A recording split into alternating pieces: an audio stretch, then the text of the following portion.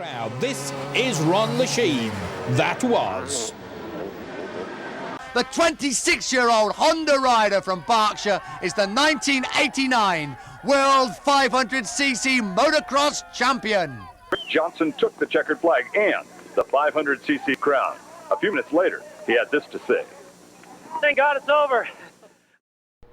Welcome, Motocross History Team. Today I want to talk about a clip that I ran across and a couple of minutes of David Bailey talking about the first time he rode that all-new 1984 RC500.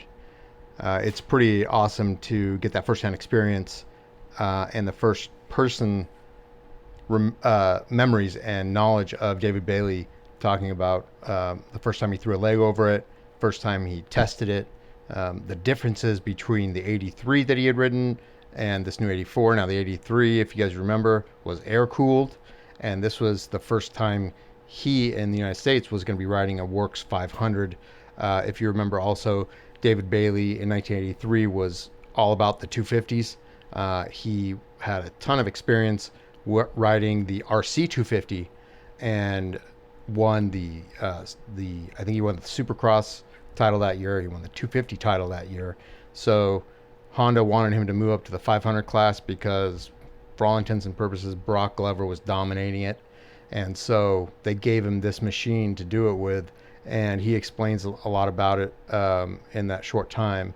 And it is absolutely awesome and definitely worth a listen to hear him talk about it. On the other side of the pond, we also had Dave Thorpe, and Andre Malherbe, who were riding the all-new RC500. Now, correct me if I'm wrong, but the 500 class and the MXGPs, they were able to get the liquid-cooled version of that 500 a couple years before. They weren't riding the air-cooled ones like the Americans were. But I'm going to show you guys footage while you listen to David Bailey's interview of background footage with some good footage of Dave Thorpe on the RC500 in 1984 and then David Bailey on the RC500 in 1984. And just to get you guys into that mood, we're going to show what the reason why Honda decided to pick David Bailey. So let me know what you guys think. Let me know if I'm off on anything. I know that I have put a lot of stuff out on how great the YZM 500 was in 87, 88, but hands down, I'm going to say it right now online because I've gotten a lot of comments about the YZM 500 and the mixed reviews about it. And the YZM 500 is kind of a mystery. It was only around for two years. There's really no firsthand comments or reviews about it of somebody who's ridden it and raced it, not just tested it. There's a lot of you guys out there that have talked about Doug Dubox, said he rode it a couple times and he gave a review of it, and there's some MXA testers that rode it. No. There's a difference between riding and testing a bike and actually lining up on the starting gate and having that thing between your legs for 40 plus 2 laps twice in one day. Nobody else can give that opinion very well except for 3 dudes, Lundqvist, Person, and Veman. So, but I think hands down, this RC500 was the best 500 Works bike ever made. If I'm off, let me know what you think and enjoy the video. Last year, Honda's David Bailey won every major motocross title there was. This year, Honda gave him a new assignment. Leave the 250 class and try to take away the 500cc title from Yamaha's Brock Glover. Bailey agreed, but quickly discovered the 500cc machines were quite a handful.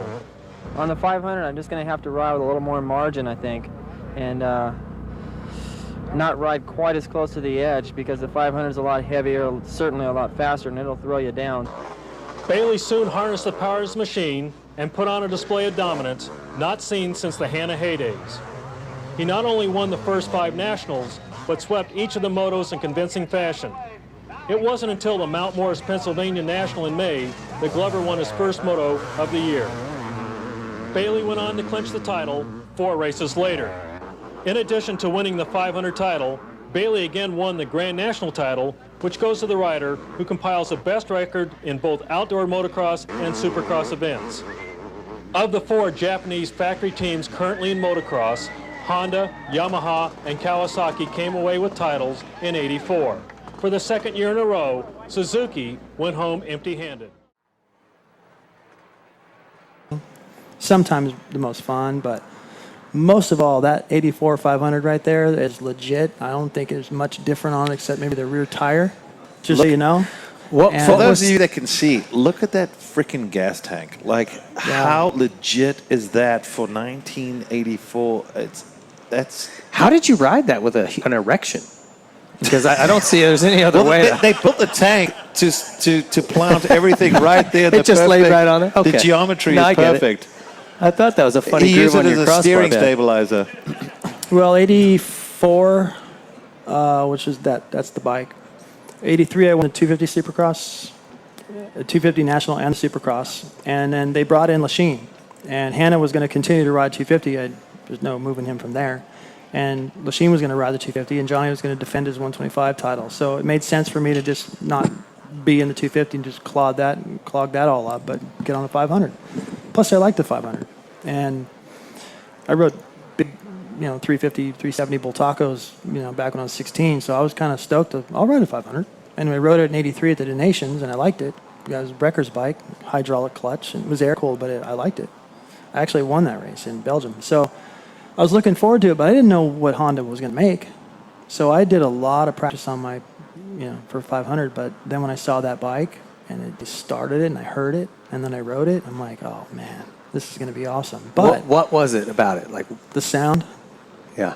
It handled like a 250, and our 250 was good that year. Donnie won the Supercross. I was second or I think third. I think Rick Johnson snuck past me at the last race, but our 84 250 was great, and that bike handled exactly the same. Felt like the same weight, except it was like 5 times faster.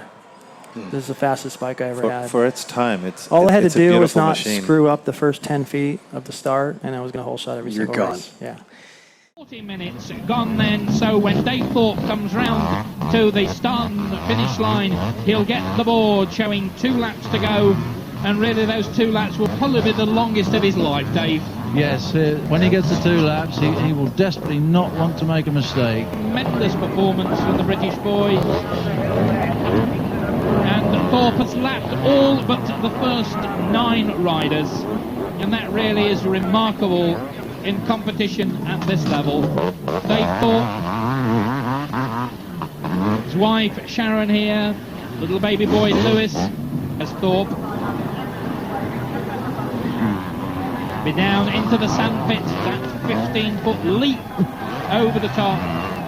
No mistake there. Then he comes to the jumps. Well, he'll slow down. No double jumps for Dave Thorpe, and why should he when he's got victory? And the signal will go out. Father Keith Thorpe will go out with the board on the hill. We'll see him in a moment. We shall see his father with the signal going out on the right of your picture. There he is, urging his boy on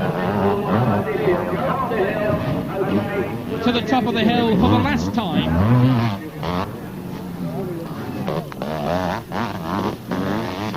This is Dave Thorpe's second season with Honda, and they really must be very pleased with him. And sad too that another old British favourite, Graham Noyce, is not here. A mystery really. Graham set off from his home to get here at 6 o'clock yesterday morning, but nobody's heard sight or sound of him. And really, it's Graham Noyce in the demise, and this boy David Thorpe in the ascendancy. That's true, Chris. Graham Noyce, we're all disappointed, spectators alike, that Graham's not here, because Graham's a real character, a fighter, and he just hasn't appeared. But nevertheless, I think David Thorpe's performance here has made up for everything.